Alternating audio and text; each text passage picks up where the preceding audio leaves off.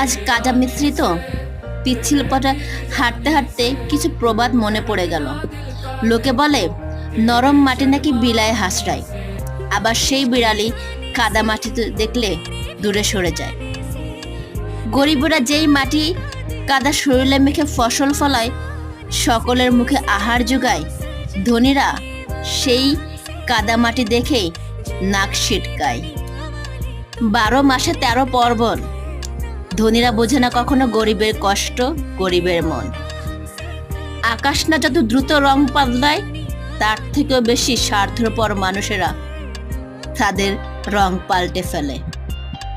জলোচ্ছ্বাসের মাঝে যেমন মানুষ কচুরি পানা ধরেলেও বাঁচতে চায়, ঠিক তেমনি এই সমাজের কিছু কিছু মানুষ বিপদে পড়লে ফকিরেরও পায়ে ধরে যায়, ভিক্ষুকের কাছেও ক্ষমা চায়।